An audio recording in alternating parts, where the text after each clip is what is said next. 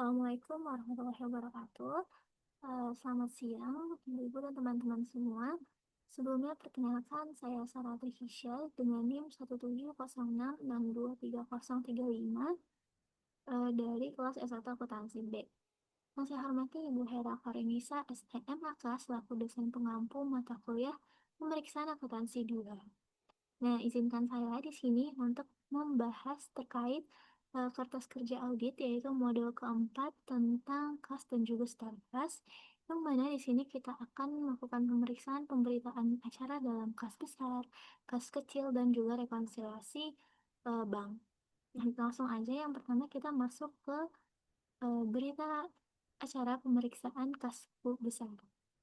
Nah, jadi di sini terdapat uang kas menurut buku besar itu adalah 3 juta per 2018. Nah, kita akan cek secara fisiknya gimana. Nah, jadi secara fisiknya uang tunai itu terdapat dua jenis, yaitu uang kertas dan juga uang logam. Kita temukan bahwa 125 lembar uang satuan 50.000, 170 lembar satuan 20.000, 101 lembar satuan 10.000, dan juga 65 lembar satuan 5.000. Jadi jumlah fisik uang kertas itu adalah 10.985.000. Nah, selanjutnya ada uang logam yang mana itu terdiri dari 14 keping satuan 1.000 dan juga 2 keping satuan 500, yang itu jumlah uang logam adalah 15.000.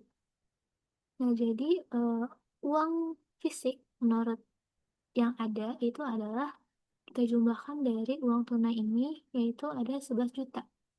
Nah, dibandingkan dengan uang sisa menurut buku kas itu adalah 3 juta. Jadi terdapat selisih sejumlah 8 juta. Yang mana selisihnya itu tuh merupakan dari 6 jutanya merupakan milik PT Pelita, di mana uang tersebut digunakan digabung oleh kasir. Sedangkan 2 jutanya itu merupakan uang tagihan milik PT Merdeka pada tanggal 7 Januari 2019 yang belum dicatat oleh kasir.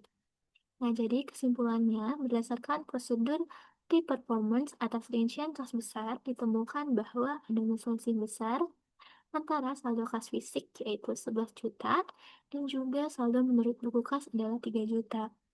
Jadi, selisihnya ada 8 juta, yang mana atas selisih nilai buku ini, maka auditor menyimpulkan bahwa selisih ini telah dapat dijelaskan secara memadai, yaitu berasal dari uang titipan dari pihak ketiga dan juga transaksi yang belum dicatat, sehingga tidak dapat indikasi salah saji material ataupun penyimpangan atas saldo kas.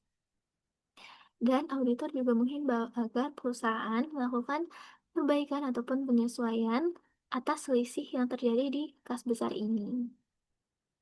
Selanjutnya adalah kas kecil, yang mana kita akan melakukan berita acara pemeriksaan uang kas kecil. Di sini diketahui bahwa sisa uang menurut buku kas per 2018 adalah 2 juta. Nah, bagaimana dengan uang secara fisiknya? Jadi, secara fisiknya itu yang pertama ada terdiri dari uang tunai dan juga lain-lainnya. Yang pertama kita hitung uang tunai terlebih dahulu. Uang tunai uang kertas terdiri dari 12 lembar satuan 50.000, 18 lembar satuan 20.000, dan juga 23 lembar satuan 10.000, serta 65 lembar satuan 5.000. Nah, jadi jumlah uang kertas secara fisik adalah 1.515.000. Nah, sedangkan uang logam terdiri dari 13 keping satuan 1.000 dan juga 4 keping satuan 500. Jadi jumlah uang tunai itu ada 1.530. Namun ini kan yang udah kita hitung ya. Itu terdapat juga lain-lainnya, yang mana terdapat uang yang disisihkan dari kas kecil ini karena terdapat petty cash voucher yang ternyata belum di reimbursement. Jadi di perusahaan ini ada uang ini nih udah disisihkan untuk yang akan diperiksa, sedangkan terdapat uang sisih untuk reimbursement. Nah, reimbursementnya itu terdiri dari uang muka perjalanan, bensin, parkir dan tol, dan ongkos angkut serta materai sejumlah 20 lembar dengan satuan 6.000. Jadi total uang yang disisihkan untuk reimbursement adalah 270. Jadi kita jumlahkan uang fisik yang ada, yaitu 270 kita tambahkan dengan 1.530.000 tadi. Sehingga jumlah uang kas fisik adalah 1.800.000. Nah, jadi eh, sisa uang menurut buku kas dan juga fisiknya terdapat selisih 200.000.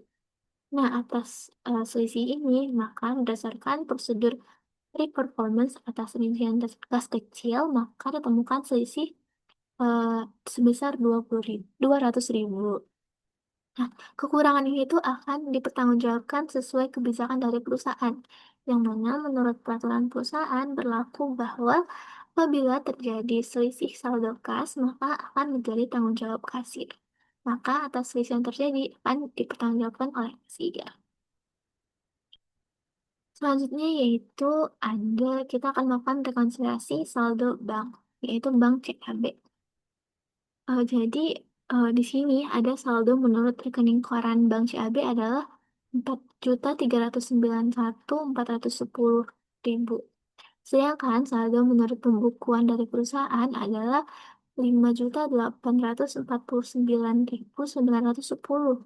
Terdapat selisih di antara keduanya, maka kita akan merekonsiliasi agar saldo dari perusahaan dan juga rekening koran itu sama. Nah, jadi yang pertama kita akan rekonsiliasi dulu nih dari rekening koran.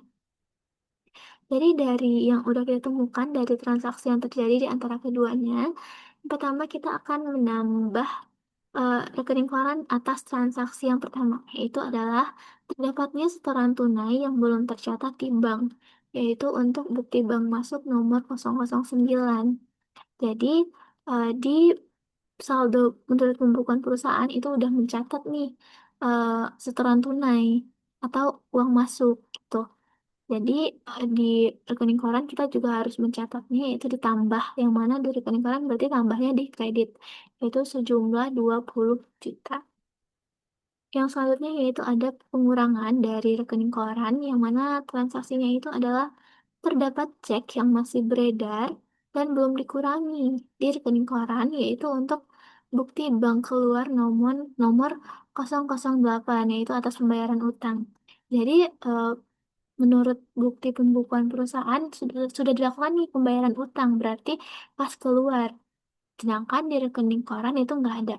Karena kas keluar berarti uang berkurang dong. Kalau uang berkurang berarti di rekening koran maka akan dikurang di saldo debitnya yaitu sebesar 11 juta.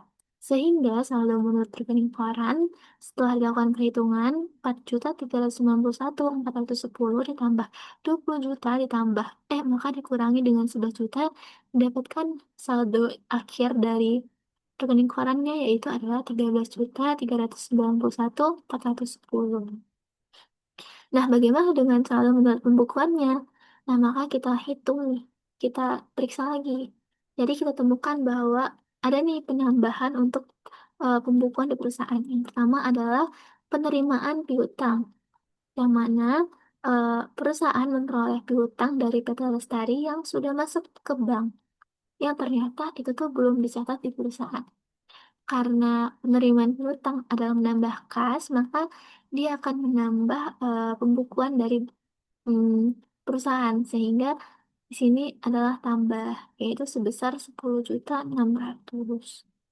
Terus selanjutnya yaitu ada masih penambahan lagi ya di pembukuan, yaitu perusahaan belum mencatat pendapatan jasa giro. Sedangkan menurut rekening keuangan itu terdapat nih pendapatan jasa giro karena dia pendapatan sehingga menambah pembukuan kas. Jadi yaitu ditambah 156.500. Selanjutnya adalah pengurangan menurut pembukuan. Nah, saldo pengurangannya itu yang pertama ada terdapat salah pencatatan pada bukti bank keluar nomor 001, yaitu pembayaran utang pada PT Berkat, yang mana seharusnya tercatat itu adalah 101.100.000. Namun, yang tercatat pada pembukuan hanya 100.110.000. Jadi terdapat selisih ya, 990.000. Karena kita mencatat di perusahaan itu hanya 100.110.000, maka masih ada nih uang yang belum kita keluarkan untuk utang tersebut, selisihnya yaitu 990.000. Maka kita kurangi. Jadi saldo kita kurangi untuk koreksi bukti bank keluar ini, karena kan kita bayar utang ya, jadi uangnya berkurang gitu. Kita kurangi dengan 990.000. Selanjutnya yaitu pengurangan saldo pembukuan, yang mana terdapat penerimaan dari pelanggan yang ternyata kosong. Nah, jadi di rekening koran itu terdapat debit, yaitu tolakan clearing sebesar 2.200.000, yang mana pada saldo pembukuan itu belum tercatat, sehingga kita harus mencatatnya yaitu tolakan clearing sebesar 2.200.000. Yang terakhir yaitu ada saldo pembukuan yang pengurangannya yaitu dari transaksi terdapat beban administrasi yang belum dicatat. Yang mana pada rekening koran itu kita udah mengeluarkan nih uang untuk bayar beban administrasi. Namun di pembukuan perusahaan belum mencatat eh, beban tersebut. Jadi kita kurangi ya tasnya. Jadi kita kurangi dengan beban administrasi sebesar 25.000.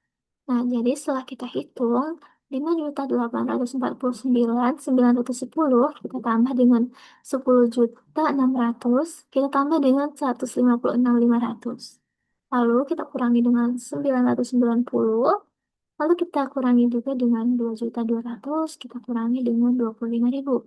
Sehingga didapatkan saldo dari pembukuan yaitu 13.391.410.000. Nah, setelah kita temukan nih bahwa saldo menurut rekening koran dan juga saldo menurut pembukuan udah balance, maka rekonsiliasi sudah terjadi sama ataupun balance. Jadi perusahaan harus melakukan rekonsiliasi agar saldo rekening koran dan juga saldo pembukuannya itu sama. Oke, hanya sekian penjelasan dari saya. Mohon maaf jika apabila terdapat kekurangan dan juga kesalahan. Saya mohon maaf. Assalamualaikum warahmatullahi wabarakatuh.